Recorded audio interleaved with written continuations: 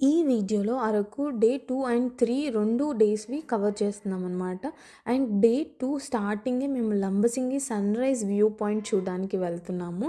రోహిత్ బాబుని అగస్త్యాన్ని ఎత్తుకొని నడుస్తూ ఉన్నాడు. చూసారా అసలు ఏం కనిపించట్లేదు. మన ముందున్న పర్సన్ తప్పితే చుట్టూ సరౌండింగ్స్ కానీ ఏది అస్సలు కనిపించట్లేదు. అంత చీకటిగా, ఫాగీగా చాలా చలిగా ఉంది. ఎంట్రీ పాయింట్ వరకైతే మన ఓన్ వెహికల్స్‌లో వెళ్ళొచ్చు. అక్కడ నుండి మన ఓన్ వెహికల్స్ అలౌ చేయరు. అక్కడ టెంపోస్ ఉంటాయి. సో, ఆ టెంపోస్‌లో వెళ్ళాలి. సో, మేమైతే టెంపోస్ కోసం వెయిట్ చేస్తున్నాము. మీరు చూడొచ్చు గాల్లో మొత్తం అసలు ఇట్లా స్నో పడుతున్నట్టే ఉంది. అసలు ఏమీ కనిపించట్లేదు లిటరల్లీ. అయితే రోహిత్ స్పెట్స్ పెట్టుకుంటే వాళ్ళ ఫ్రెండ్స్ అందరూ వెక్కిరిస్తున్నారు గుడ్డోన్‌లాగా ఉన్నావని. మా ఫ్రెండ్ రాజేష్ అయితే చెయ్యి పట్టుకొని దా నీకు హెల్ప్ చేస్తాను అని రోడ్డు దాటిస్తారు కదా సినిమాల్లో అలా రోహిత్‌ని చెయ్యి పట్టుకొని నడిపిస్తూ కామెడీ చేస్తున్నారనమాట వీళ్ళు. మేమైతే వ్యూ పాయింట్‌కొచ్చేసాము. వ్యూ అయితే ఇలా ఉంది. ఇప్పుడు కొంచెం ఫాగీగానే ఉంది. కొద్దిసేపు అయిన తర్వాత స్కై క్లియర్ అయింది. అందరూ చాలా క్రౌడొచ్చారు అప్పటికే. వ్యూ అయితే చాలా బావుండింది. ఇక్కడ మొబైల్‌లో ఎలా అంటే వీడియోలో ఎలా కనిపిస్తుందో తెలీదు. బట్ రియల్ టైమ్‌లో చూసినప్పుడైతే చాలా అనిపిచ్చింది వ్యూ మాకైతే. ఇంకా సన్‌రైజ్ వచ్చే టైంలోపు ఇక్కడున్న జనాలందరూ ఇంకా ఎవరి పోజులు వాళ్ళు ఇచ్చుకుంటూ అందరూ ఫోటో సెషన్ కండక్ట్ చేస్తున్నారు. మా ఫ్రెండ్స్ కూడా ఫోటోస్ దిగుతున్నారు. మేము కూడా మంచి ఫోటోస్ దిగాము అన్నీ. మా ఫోటో సెషన్‌లోని కొన్ని ఫోటోస్ మీరు కూడా చూసేయండి. ఇక్కడ డిస్‌ప్లే చేస్తున్నాను. అండ్ అసలు అక్కడ పైనుంచి వ్యూ చూస్తుంటే మేఘాలైతే జస్ట్ మన పక్కనే ఉన్నట్టు అనిపించింది. అంత క్లియర్‌గా ఉంది. అంత బ్యూటిఫుల్‌గా ఉంది వ్యూ పాయింట్ అయితే. మస్ట్ విజిట్ అని చెప్పొచ్చు ఈ ప్లేస్. సన్‌రైజ్ వ్యూ చూసిన తర్వాత మేమైతే ఫ్రెండ్స్ అందరం సర్లే బై వాక్ వెళ్దాము కింద దాకా మన వెహికల్స్ వరకు అని చెప్పేసి మేమైతే బై వాకే కిందకొచ్చేసాము. సన్‌రైజ్ చూసిన తర్వాత మేమైతే స్ట్రాబెర్రీ ఫామ్‌కొచ్చాము. ఇది తేజ స్ట్రాబెర్రీ ఫార్మ్స్ లంబసింగిలో. సో, మేము మార్నింగ్ లంబసింగిలో వ్యూ పాయింట్ సన్‌రైజ్‌కి వెళ్ళేసి వచ్చి ఇప్పుడు ఫ్రెష్ అయ్యి హోటల్లో ఇప్పుడు ఈ స్ట్రాబెర్రీ ఫామ్‌కి వచ్చాము. ఏంటో అన్ని పెద్ద పెద్ద చెట్లు ఉన్నాయి కానీ ఇక్కడ మరి స్ట్రాబెర్రీస్ ఉంటాయా అని చూడాలి.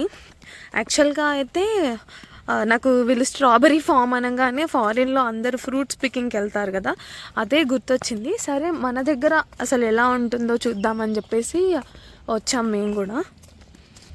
అంతా ఇలా సైడ్కి అయితే అంతా ఇలా ట్రీస్ ఉన్నాయి. మీకు కనిపిస్తే ఇదిగోండి చిన్న చిన్న ఏవో చెర్రీస్ లాగా ఏవో ఉన్నాయి. మరి వీటిని ఏమంటారో తెలియదు కానీ ఇక్కడ అన్నీ అవే ట్రీస్ ఉన్నాయి. అన్నీ అవే ట్రీస్ ఉన్నాయన్నమాట. ఇంకా లోపలికి వెళ్ళాలి. మా ఫ్రెండ్స్ అందరూ వెళ్ళిపోయారు లోపలికి. చూద్దాం మనం లోపలికి వెళ్ళి ఎలా ఉంటుందో. ఇక ఇవే స్ట్రాబెర్రీ ప్లాంట్స్. ఇలా అన్నీ అంటే లైక్ ఒక ఏమంటారు గట్టులాగా చేశారనమాట. గట్టులాగా చేసి వాటిలో ఇలా పెట్టారు మధ్యలో. ఇది చూడండి చాలా పెద్దగా ఉంది స్ట్రాబెర్రీ ఫామ్. ఇటు సైడ్ అండ్ ఇటు సైడ్ కూడా అక్కడి వరకు ఆ గ్రీన్ మ్యాట్ కట్టినంత వరకు ఉంది స్ట్రాబెర్రీస్. మీకు స్ట్రాబెర్రీస్ చూడండి రెడ్గా మంచిగా స్ట్రాబెర్రీస్ ఇప్పుడే పండుతున్నాయి. ఇదే సీజన్ మంచిగా పండుతున్నాయి. ఇలా ఫస్ట్ ఫ్లవర్స్ వస్తాయంట. కార్నర్స్కి అన్నీ ఫ్లవర్స్ పెట్టారు కార్నర్స్కి. అక్కడ ఆ చెట్టు దగ్గర మా ఫ్రెండ్స్ ఉన్నారు. అక్కడ సన్ఫ్లవర్స్ కూడా పెట్టారు మంచిగా. సన్ఫ్లవర్ చూసారా, సన్ అటుందని మొత్తం సన్ఫ్లవర్స్ అన్నీ అటే తిరిగిపోయాయి. ఈ టెక్నిక్ అంటే ఇందులో ఉండేది అదేంటో తెలియదు కానీ ఏంటో ఈ ఫ్లవర్స్ భలే అనిపిస్తాయి. సూర్యుడు ఎటు ఉంటే అటు తిరగడం. ఇది చూడండి ఎంత పెద్ద సన్ఫ్లవర్, ఎంత పెద్దగా ఉందో ఈ సన్ఫ్లవర్. భలే ఉంది.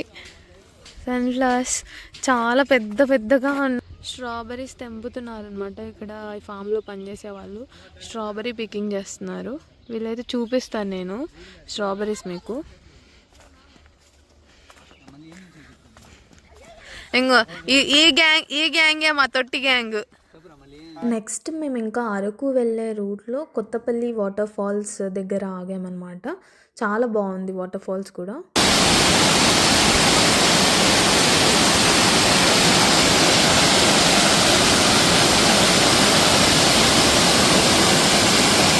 వాటర్ ఫాల్స్ దగ్గర మేమైతే కొన్ని మంచి ఫోటోస్ దిగాము. మీరు గూడా చూడొచ్చు.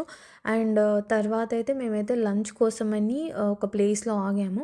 లంచ్ అయితే డీసెంట్‌గా ఉంది. సో, నేను మా ఫ్రెండ్ గోలీ సోడా ఓపెన్ చేయడం ట్రై చేస్తున్నాం అనమాట. లంచ్ తర్వాత ఇంక మేము ట్రావెల్ స్టార్ట్ చేసాము. నైట్ వరకు వైజాగ్ రీచ్ అయ్యాము. బట్ మాకు హోటల్ వెతుక్కోవడంలోనే చాలా టైం పట్టింది. ఎందుకు అనేది నేను నెక్స్ట్ బడ్జెట్ ప్లాన్ వ్లాగ్‌లో చెప్తాను. ఇంకా హోటల్లోకి వెళ్ళిపోయి డిన్నర్ చేసిన తర్వాత మేము మిడ్‌నైట్ 12కి బీచ్‌కెళ్ళాము. ఓన్లీ ఒక 4 ఫ్రెండ్స్ మాత్రమే వెళ్ళామనమాట బీచ్‌కి.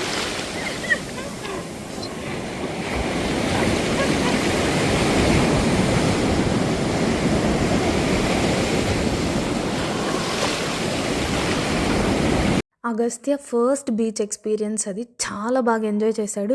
అసలు అక్కడి నుంచి తీసుకొస్తుంటే ఒకటే ఏడుపు. బట్ మిడ్‌నైట్ గదా! సో, తప్పలేదు. నెక్స్ట్ డే మార్నింగ్ మేమైతే సింహాచలం టెంపుల్‌కి వెళ్ళాము. మేమైతే సింహాచలం టెంపుల్‌కి భోగి ముందు రోజు వెళ్ళాము. సో, కొంచెం హడావిడిగా ఉంది టెంపుల్. అంటే సంక్రాంతి పండగకి టెంపుల్ మొత్తం డెకరేట్ చేస్తున్నారు. సో, ఆ పనుల్లో అందరూ బిజీగా ఉండి కొంచెం హడావిడిగా ఉంది టెంపుల్ అయితే. మేమైతే 300 వీఐపీ పాస్ దర్శనం తీసుకున్నాము. కానీ మా లైన్ కన్నా ఏమంటారు ఫ్రీ లైన్ ఉంటుంది గదా! అదే ఫాస్ట్‌గా మూవ్ అయింది. బట్ లేట్ అయినా సరే దేవుడినైతే చాలా లైక్ 2 ఫీట్ డిస్టెన్స్‌లో చూసాము. చాలా పీస్‌ఫుల్‌గా, చాలా ప్రశాంతంగా అంటే ఒక మంచి ఎక్స్‌పీరియన్స్ లాగా అనిపించిందనమాట. అంత దగ్గర నుంచి దేవుడిని చూడటం ఫస్ట్ టైము ఈ టెంపుల్‌లో. సో, చాలా బాగా అనిపించింది. టెంపుల్ విజిట్ అయిపోయిన తర్వాత అందరం కలిసి రిషికొండ బీచ్‌కెళ్ళాము. అక్కడైతే మేము కొన్ని వాటర్ గేమ్స్ అవన్నీ ఎక్స్‌ప్లోర్ చేసాము. చాలా బాగా టైమ్ స్పెండ్ చేసాము. బీచ్ ఎక్స్‌పీరియన్స్ అయిపోయిన తర్వాతే పక్కకే ఒక రిసార్ట్ ఉండింది రెస్టారెంట్. నేమ్ ఐడియా లేదు. బట్ ఆ రెస్టారెంట్‌లో సీ ఫుడ్ అయితే మస్ట్ ట్రై అని చెప్పొచ్చు. చాలా అంటే చాలా బావుండింది. మేము లాబ్స్టర్ గానీ, చికెన్ గానీ చాలా టేస్టీగా ఉంది.